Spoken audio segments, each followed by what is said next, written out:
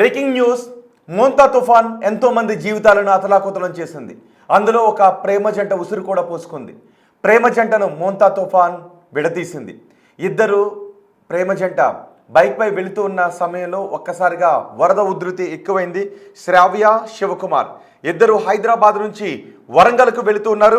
వరంగల్కు వెళుతున్న సమయంలో బొళ్ళ మత్తడి దగ్గర ఒక్కసారిగా వాగు ఉధృతంగా ప్రవహిస్తూ ఉంది. ఒక్కసారిగా అక్కడ వరద నీరు ఎక్కువైపోయింది. మీరు బిగ్ టీవీ స్క్రీన్ పైన చూస్తున్నారు. శ్రావ్య, శివకుమార్ ఇద్దరు ప్రేమికులు. వాళ్ళిద్దరు బైక్పై వెళ్తున్న సమయంలో ఒక్కసారిగా వరద నీరు ఎక్కువైపోయి బైక్ కొట్టుకుని వెళ్ళిపోవడంతో శివకుమార్ అక్కడున్న ఒక చెట్టును పట్టుకుని వేలాడాడు.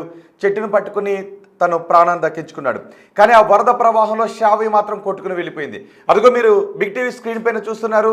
శ్రావ్య ఆచూకీ కోసం అక్కడ గాలిస్తూ ఉన్నారు గజ ఈతగాళ్ళు, ఎన్డీఆర్ఎఫ్ సిబ్బంది శ్రావ్య ఆచూకీ కోసం గాలిస్తున్నారు. శ్రావ్య ఆచూకీ ఇంతవరకు బయటకు రాలేదు. ఈ ఘటనతో జనగామలో విషాద ఛాయలు అలముకున్నాయి. ఇప్పటికే మోంతా తుఫాన్ రైతుల నడ్డి విరిచింది. చెట్లు కూలిపోయి మరికొంతమంది మృతి చెందిన ఘటన కూడా చోటు చేసుకుంది.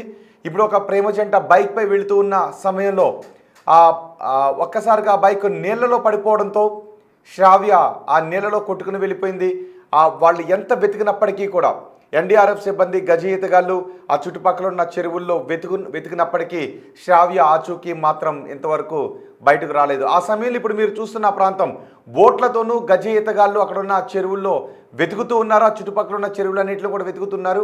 వాళ్ళు హైదరాబాద్ నుంచి వరంగల్కి వెళుతున్న సమయంలో బొళ్ళ మత్తడి దగ్గరకు వెళ్ళగానే ఒక్కసారిగా వాగు ఉధృతి పెరిగింది. ఆ సమయంలో బైక్ను వదిలేసి చెట్టు కొమ్మను పట్టుకుని శివకుమార్ తన ప్రాణాలను కాపాడుకున్నాడు. చూడండి ఒకసారి, అదిగో రోడ్లే అంతా మునిగిపోయి ఉన్నాయంటే ఇక వాగులు, వంకలు, చెరువులు ఇంక ఏ స్థాయిలో ఉన్నాయో మనం అర్థం చేసుకోవచ్చు. వరంగల్లో ఇంకా ఇప్పటికీ అటువంటి పరిస్థితులే ఉన్నాయి. ఈ మోంతా తుఫాన్ కారణంగా వీచిన ఈదురుగాలులకు చెట్లు కూలి కొన్ని చోట్ల కొంతమంది మరణించిన విషాదకర ఘటనలు కూడా చోటు చేసుకున్నాయి. రైతుల నడ్డి మాత్రం విరిచింది మోంతా తుఫాన్. అంతేకాదు ప్రేమికుల ఉసురు కూడా పోసుకుంది. ప్రేమికులను కూడా విడతీసింది. శ్రావ్య ఆచూకీ తెలియడం లేదు. శ్రావ్య క్షేమంగా ఉండాలి అని వాళ్ళ కుటుంబ సభ్యులు కోరుకుంటున్నారు. కన్నీరు మున్నీరుగా విలపిస్తున్నారు. కానీ ఎంత వెతికినా చుట్టుపక్కల ప్రాంతాల్లో బొళ్ళమత్తడి ప్రాంతంలో ఎంత వెతికినా శ్రావ్య ఆచూకీ మాత్రం ఇంకా కనిపించడం లేదు. జిల్లా పోలీస్ యంత్రాంగంతో పాటు రెవెన్యూ యంత్రాంగం కూడా రంగంలోకి దిగింది. చూడండి, అదిగో ఆ రెండో బాక్స్లో కింద మీరు చూస్తున్నారు. ఆ చుట్టుపక్కల ఉన్న చెరువులన్నీ కూడా శ్రావ్య ఆచూకీ కోసం వెతుకుతూ ఉన్నారు. ఇంతవరకు శ్రావ్య ఆచూకీ బయటకు రాకపోవడంతో, తెలియకపోవడంతో వాళ్ళ కుటుంబ సభ్యులు కన్నీరు మున్నీరుగా విలపిస్తూ ఉన్నారు. వరంగల్లో బైక్పై వెళ్తున్న సమయంలో ఏ స్థాయిలో నిన్న వర్షం కురిసిందో మనం చూసాం. ఏకంగా 9 గంటలు నాన్ స్టాప్ వర్షం కురిసింది. కొన్ని చోట్ల 41 సెంటీమీటర్ల వర్షపాతం కూడా నమోదైంది. వాళ్ళు కొట్టుకుని వెళ్ళిపోతుంటే అక్కడ ఉన్న స్థానికులు కొంతమంది చూశారు. కానీ ఏమీ చేయలేని నిస్సహాయ పరిస్థితి. ప్రియుడు కూడా బైక్ని వదిలేసి చెట్టు కొమ్మను పట్టుకున్నాడు. కొట్టుకుని వెళ్ళిపోతున్న ప్రియురాలను రక్షించాలని అనుకున్న ఏమీ చేయలేని పరిస్థితి. అందుకే ముందు నుంచి చెబుతూనే ఉన్నారు, వరద ఉధృతి ఎక్కువగా ఉన్నప్పుడు, వాగులు వంకలు ప్రవహిస్తూ ఉన్నప్పుడు అలాంటి చోట్ల నుంచి ప్రాణాలకు తెగించి వెళ్ళడం శ్రేయస్కరం కాదు. గతంలో కూడా ఇలా చాలామంది పొంగుతున్న వరదల్లో నుంచి, పొంగుతున్న వాగుల్లో నుంచి క్రాస్ చేసుకుంటూ వెళ్ళి కార్లే కొట్టుకుపోయిన సందర్భాలు మనం చూసాం. ఇప్పుడు బైక్ కొట్టుకుని పోవడంతో ఇప్పుడు బిగ్ టీవీ స్క్రీన్ పైన మీరు చూస్తున్న శ్రావ్య ఆచూకీ తెలియడం లేదు. ఒకసారి మొత్తం వరంగల్ వ్యాప్తంగా ఉన్న పరిస్థితుల నేపథ్యంలో కలెక్టర్ రంగంలోకి దిగారు. వెంటనే సహాయక చర్యలను ప్రారంభించారు. అక్కడ జరుగుతున్న సహాయక చర్యలకు సంబంధించి మరింత సమాచారం మా ప్రతినిధి అనిల్ అందిస్తారు. ప్రస్తుతం మనతో పాటు హన్మకొండ జిల్లా కలెక్టర్ ఉన్నారు. వారితో మాట్లాడదాము. ఈ వరదకు సంబంధించి, వరద ముంపు ప్రాంతాలకు సంబంధించి ఎలాంటి చర్యలు చేపడుతున్నారో తెలుసుకునే ప్రయత్నం చేద్దాం. మేడం చెప్పండి, ముఖ్యంగా చూసుకుంటే నిన్న కురిసిన భారీ వర్షం కారణంగా మొత్తం హన్మకొండ జిల్లాకు సంబంధించి ప్రాంతాలన్నీ కూడా ముంపుకు గురైన పరిస్థితి. సో మీరు ఎలాంటి సహాయక చర్యలు చేపట్టారు? ఏ విధంగా మీకు ఆదేశాలు వచ్చారు?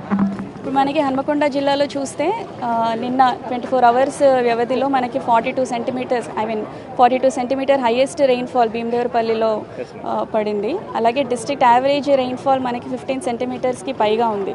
ఇప్పుడు మనం చూసుకుంటే హన్మకొండ టౌన్కి ఇన్ఫ్లోస్ అన్నది ధర్మసాగర్ అండ్ కాజీపేట నుంచి వస్తాయి. అవి సెకండ్ అండ్ థర్డ్ ప్లేస్లో ఉన్నాయి.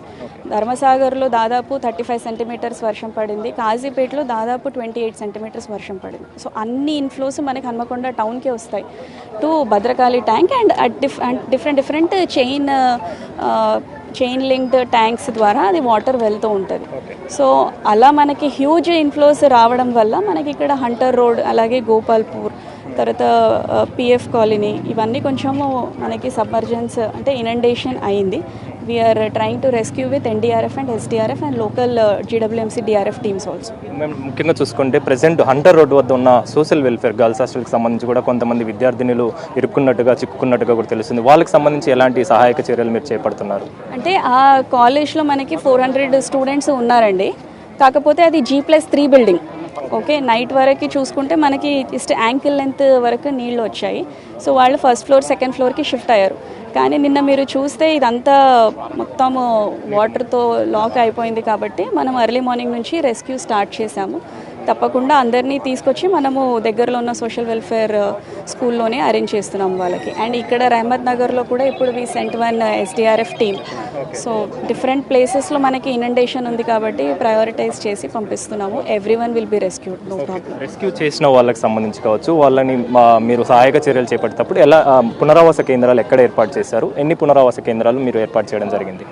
మనము అంటే ఇప్పటికే దాదాపు ఒక 10 పునరావాస కేంద్రాలు నడుస్తున్నాయండి. అది కాకుండా కాలేజెస్లో ఎవాక్యుయేషన్ చేస్తే నియర్ బై సోషల్ వెల్ఫేర్ హాస్టల్స్లోకే మేము పునరావాసం ఏర్పాటు చేస్తున్నాం. కాబట్టి అది కూడా ఇంకొక సెంటర్ కింద కన్సిడర్ చేయొచ్చు. నిన్న కాజీపేటలో కూడా మేము 150 డెఫ్ అండ్ డమ్ స్టూడెంట్స్ని ఎవాక్యుయేట్ చేసి మడికొండ సోషల్ వెల్ఫేర్ గురుకులంలో పెట్టాం.